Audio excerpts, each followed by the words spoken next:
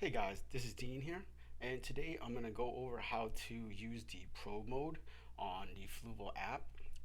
This version I'm running is version 1.17.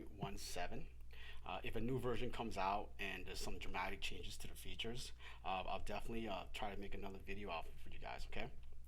Alright, so this video is designed for people like me that got flustered with the Pro features of the app. I ran into quite a few problems, and I want to share with you guys what I did and what I found out about the app and its little quirks. It is a great app. I like it. I like the light. But when it came to the Pro features, there were a couple of little nuances to the features that um, they didn't go over in the FAQ on the app. I don't know if Fluval addressed it in any way in any other videos, but I did scour YouTube and I wasn't able to find anything that really addressed what I encountered. So my background is in technical support. I am not a professional lighting expert when it comes to especially aquatic plants. I do not know what spectrum to use at which one, at which time of day. I will refer you guys to a video that I've been watching myself. It's by a guy named Bentley Pascoe. I'll provide a link for his video below in the description. Great video, great guy. It's very knowledgeable. It's been helping me out. My video is designed to help you guys with the fundamentals and some of the quirks that I encountered using this app myself. So the first thing we want to do is go into Pro mode. There are a lot of other videos out there for the manual and auto mode. Is why I'm not addressing it. That's why I didn't address how to set up the app and whatnot. I'm already assuming that you guys have it all set up and are just a little bit frustrated with some of the Pro mode's functions and what it doesn't tell you in the FAQs of the app.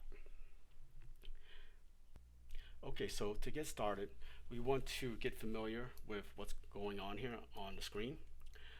The first portion we have is the graph. This is where you can see the color saturation on the left.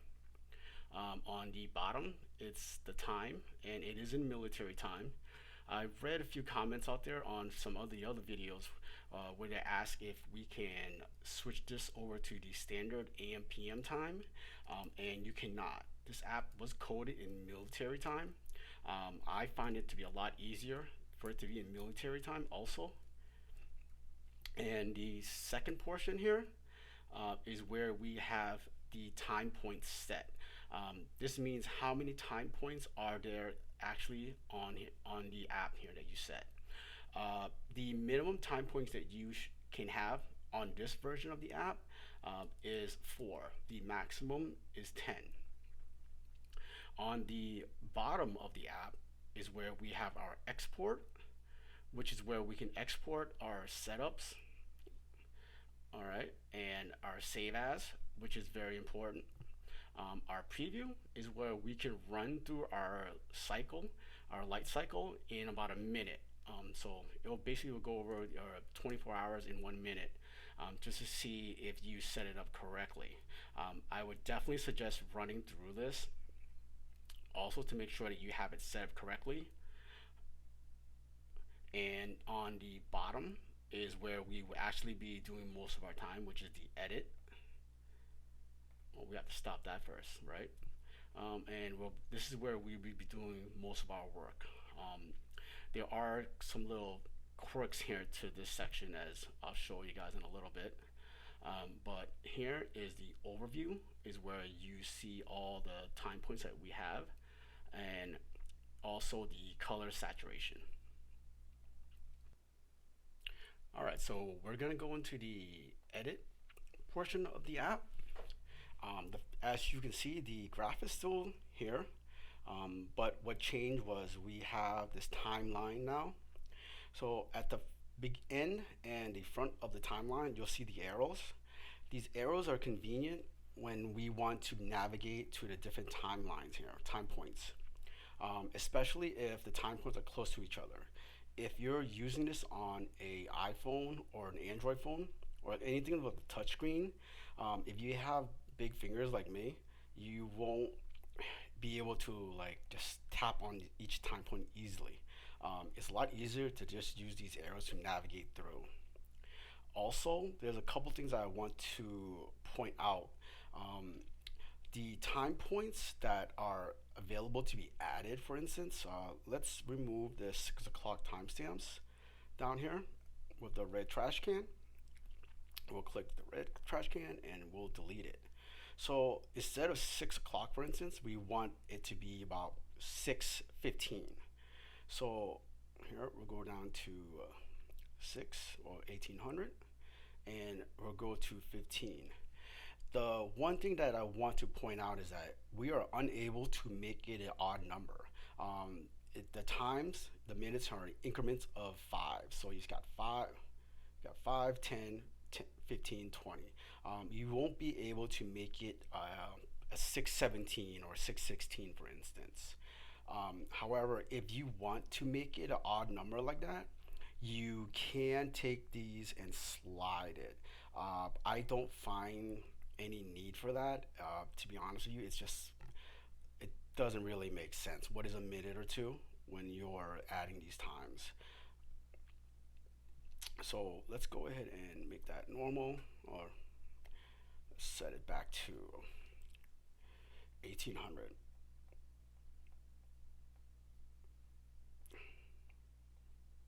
All right, that's 1800. So the next thing I want to go over is the lights out phase or the sleep period of your schedule.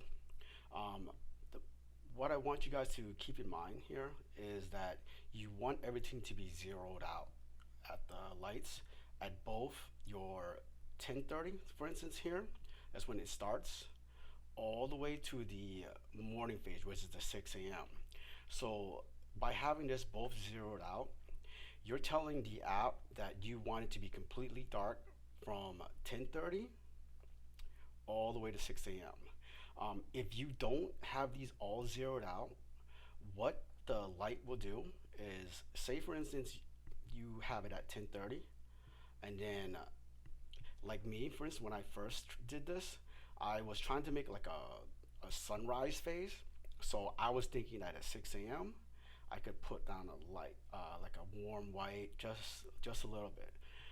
What the app does is that it's thinking that you want it to start being warm white at 6 a.m.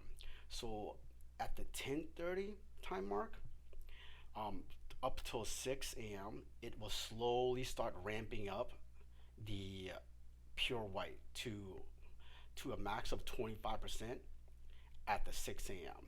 Meaning at 6 a.m., the light spectrum that you pick at pure white, that's when it will hit its peak of 25% at 6 a.m. So you want it to be dark completely. All right, so off camera, I went ahead and deleted our time points, so we have the bare minimum of 4. Um, I didn't want to waste you guys' time by going over and just deleting that on camera. So the reason why I did this is to give you guys, it's easier to see how the graph relates to each other, or the time points relate to each other. Um, it's gonna go back to the lights out period I was talking about before. So what the app actually does is from 6 a.m. here until the noon, you see the different timestamps that we have.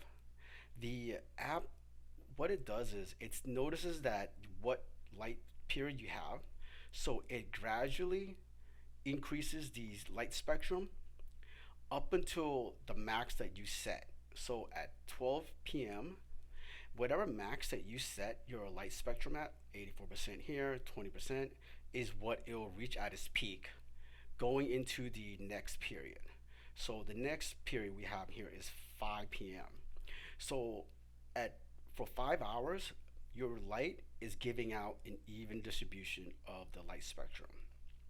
Um, Up until the, I guess, the 10:30 here is when it will slowly drop off. So remember, just try to remember that you want to have the even distribution. You don't want to have a crazy upswing and downswing of the light spectrum from one timestamp to another. Um, I'll give you an example of what you shouldn't have, unless you really want to. But I try to have my lights as natural as possible, regardless of how you guys want it. You definitely don't want to have your different light spectrum in a large swing. I'll give you an example here. We'll add timestamp 700, and then what was this? 5. We'll make this 1400.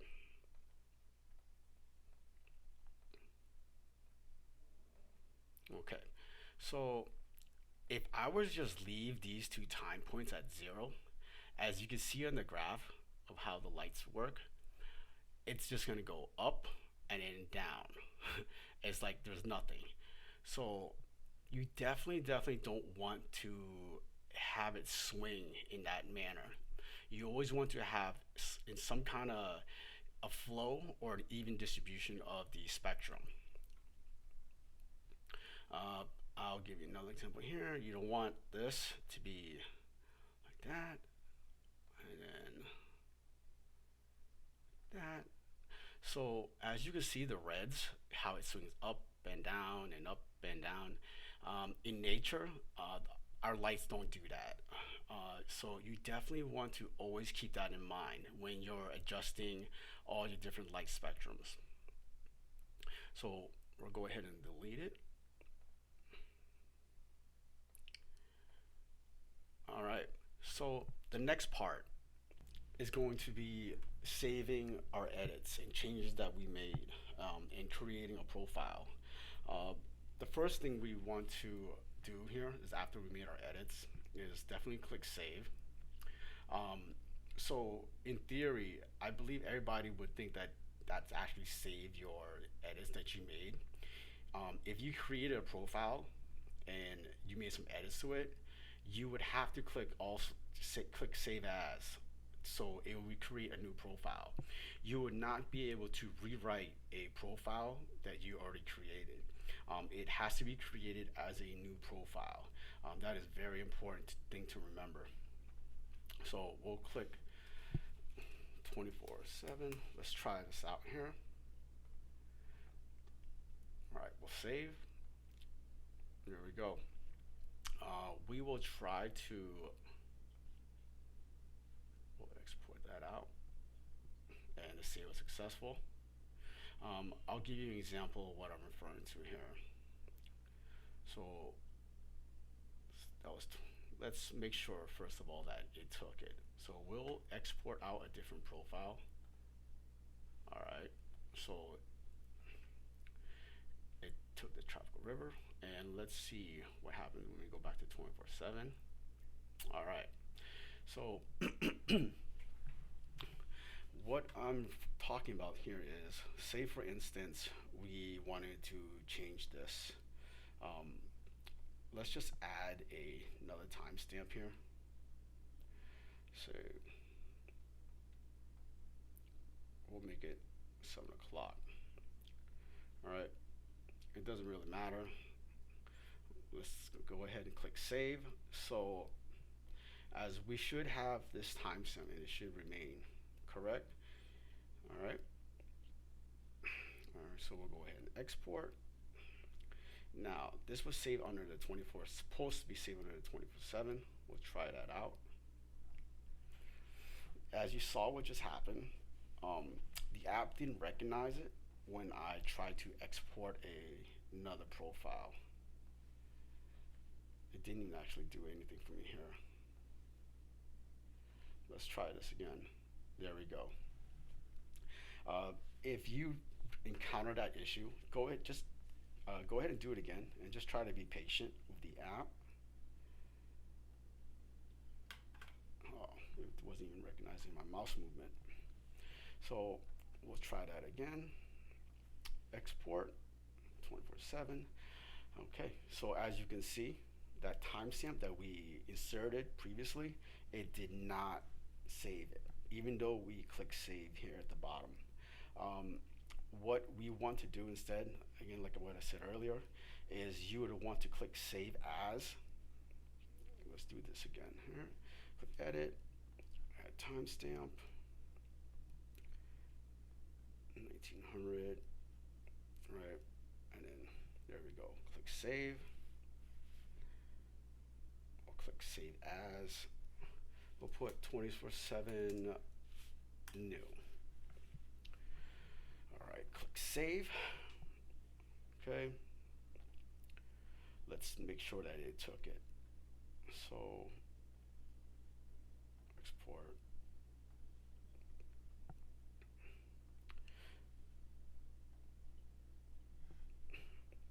Nope. Yeah, that little jank that just happened here is the issue that I was running into with the app. So just play around again. Play around with the app again, guys. Um, that's the only thing I would recommend. As you can see, now it took.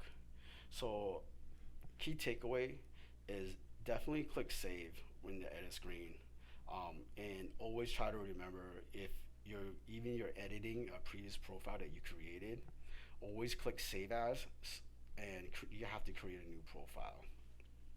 Uh, like I said, that was some of the frustration that I encountered, that they didn't cover in the FAQs of the app. I hope some of this information helps you guys out. If there anything that I could have done better, just leave a comment. And if there's anything that I missed, go ahead and also leave a comment.